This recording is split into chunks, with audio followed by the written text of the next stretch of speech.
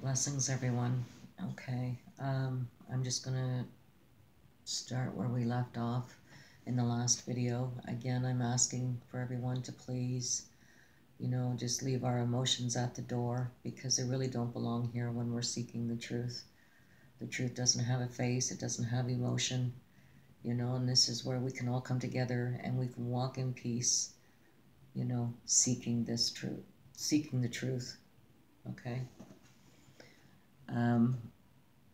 Now, Saturday, knowing it's the Sabbath, I usually just really try to stay out of trouble, okay?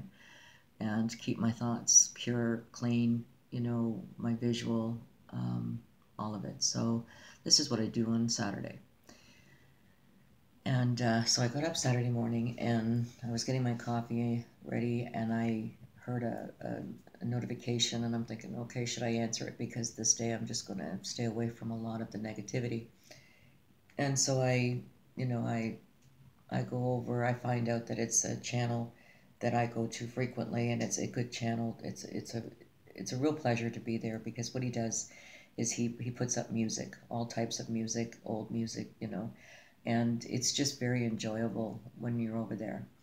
So I figured, oh, okay, this is perfect. I'm going to spend a very quiet day and I'm going to go over and listen to what, he has put up for the first thing in the morning. And it ended up, it was this video here. Now, sometimes he puts up this videos, but majority of the time it's music. And so I looked at the title of this and I thought to myself, well, I'm just, we know pretty much what's going on there now. So, and then instinctively again, I said, nope, not going anywhere. I'm going to hear something that I haven't heard before, or, I'm just going to say this as an example because it's like when you've repeated yourself over and over, you've said the same thing for 1,000 times over that, and for maybe a lifetime that you have said this one thing over and over and over again. And then one day you go to the grocery store and you're standing in line and that one person who is a complete stranger says the one thing that you say over and over again, and you hear it completely differently than what you have been saying all those years. It's like the revelation itself. It's like the floodgate just opens right up. So whether you hear it 1,000 times, just because you've heard it 1,000 times, listen to it again and make it 1,001 because it's going to be that one that you're going to need to hear. So this is what happened to me here with this video. So when I read Dupont as a family, I immediately thought of Johnathan Kleck, immediately. I remember him saying that he was married into the Dupont family. And this was really something for me. It kind of, took my breath a bit because of the connection. And then as I continued to read, I was more and more awakened, I guess you would say. Okay, so I'm just going to go through this, and I hope I don't make too many big mistakes here because I don't edit. So here we go. All right, so by World War I, the Dupont family was supplying 40% of the world's explosives, and by World War II, it was producing plutonium for the U.S. atomic bombs.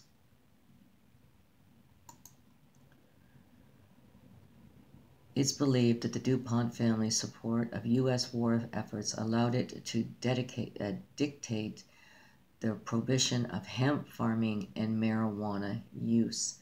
So here we have, I've made the connection now with Dupont and Kleck, and here we have the, you can,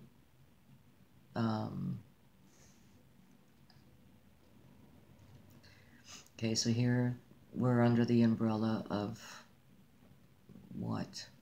Trafficking, drug trafficking, rape, murder, killing, the cartel.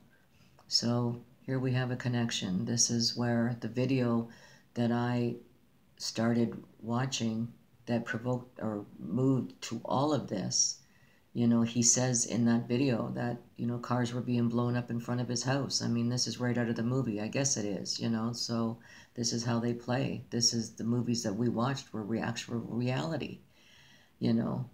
So there's the connection with Kleck and him saying that, you know, he was running for his life and always looking over his shoulder. Well, he had every right to look over his shoulder, you know. In order to protect their nylon manufacturing company, and it goes on, but here I'm going to stop at nylon because they're protecting this. This is huge to them, the nylon. Nylon here is what Kleck has based everything on, is nylon. Everything is nylon. And we're going to see a lot more, I think, of nylon concerning Johnathan Kleck.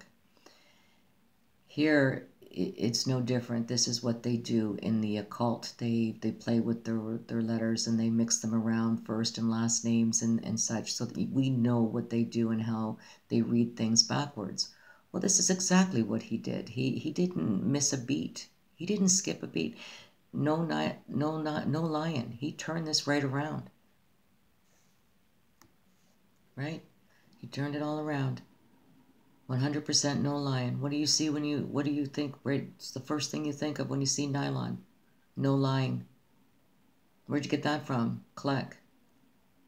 He's being repetitive on this constantly. The no lying, no lying, no lying. You know? Okay, so what I'm going to do here is, now that we've made this connection with nylon, with the no lying, what he based everything on, I'm going to bring you to his testimony here, part 1. Okay, everybody. And there's a few other things. As I was doing this, I've noticed a few other important things in the video which I'll be bringing up. But mainly here, I just want you to hear that out of his own mouth, his own words, that he married into the Dupont family. If that's okay for everyone.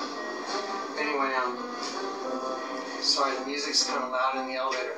Here's what we're gonna do. We're gonna start with the whole idea that I had to come here. This bothers me too. What is this? What does he say here? Start with the whole idea.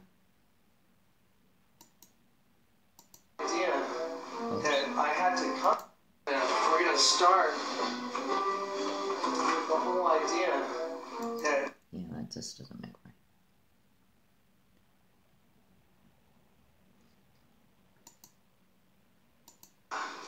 By people, my life was being threatened, and I was very scared for the girl I showed you in the video yesterday that I ended up marrying. So we were staying here, and she's from one of the Dupont family.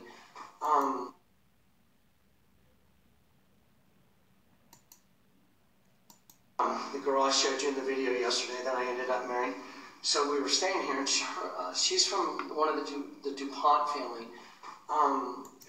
Okay, I'm not going to go any further. Again, it's up to you to do due diligence. I'm only going to bring what was brought to me.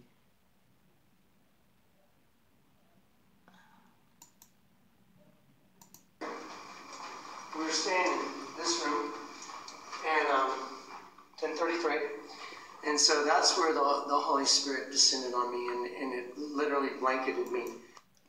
Okay, real quick, we have our numbers. We've got 33, we've got 1313, and this is where the Holy Spirit descended upon him. I'm just trying to speed this up. I don't have time. It just covered me, and I was looking at, and that's why we were here, because we felt that my house was on a plane the next morning to get her out of town, and so this is where we were staying. Once again, so this, the Spirit descended on me and started communicating that to me, and I looked at Lou and I said, some source is communicating with me. Now that's New Age talk, isn't it? Some source, New Age, is it the Holy Spirit? And telling me that the pyramids are my enemy now. Pyramids? Right then, I had some clothes in my hand, like a couple of shirts and stuff, and I heard the Spirit say, I want you to put your clothes down and look at the tags. And so I dropped my clothes on the bed and I started looking at the tags, you know, like in the back of the shirt. And the first tag said 100%. And then I heard the Spirit say, turn it upside down. And I turned it upside down and it said, no lion. It was the word nylon backwards and upside down. Okay, and then there was a pyramid, Yep. a triangle with an X through it. And I thought, wow, that is... Okay, so now I want to take you... I asked the question. Okay, I asked the question,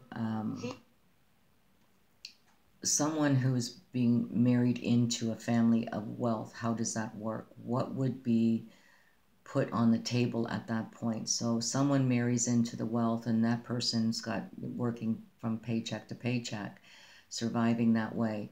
So what does that mean? What would that entail? What is brought to the table? What is given at that point? You know, so, and I received the answer right away. Plus, I also caught this here where the Duponts, what they did is they practiced in the Egyptian occult.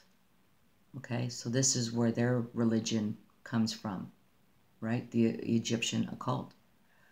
All right, so again, do your own diligence. I really don't have time to go into that, but I caught that. But what I want you to hear is how they take care of themselves. How do they take care of their own was my question. Okay.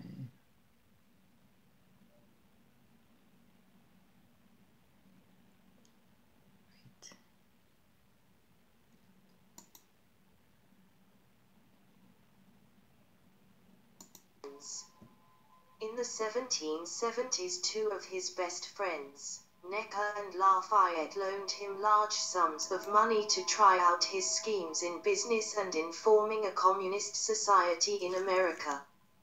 It's nice how the family passes its money around, I mean, gives their money to poor, simple folk who just want to carve a name for themselves. Pierre Dupont was a deist, like his mother, well practiced in the occult. He believed nature was a higher god than a mechanical deist god. Again, it's easy to see how religious people misinterpret the meanings by generally assuming everyone who mentions God means the Creator or Yeshua. Dupont believed in his ancestor Plato's Okay, and then believe it or not, this was the following video that fell into my lap. I am not kidding. Here we go. Vampire Sunglasses marketing video. Vald Sunglasses. This was published in 2012. Okay, yeah. 2012, sorry. 2012, October 6th. Oh, my glasses here. Yeah, I think that's pretty sure that's what it says. Okay, but this was the following video. And again, it confirmed the fact that here's a man that's telling, you that come out of the dark and into the light. Well, he's not talking about the one that goes to church every Sunday and who believes in the wrong, false Jesus and God, not by their own means, but through ignorance and just the false teaching of the church. And then you have him who comes out, this is Johnathan Klecks, who's talking about the pit. He's always talking about the pit, come out of the dark and into the light. Well, with this commercial, he's showing you the darkness that he's talking about of coming out of. And then when he has the second part of the video where they're all in the light, they all got their teeth going, the vampires are swimming in the water. Everything here is symbolic. You've got the water, the blood. You've got him upside down. I mean, it's all symbolic. You've got the moon. You have your V. I mean, I'm just going to give you a bit here because I'm really running out of time.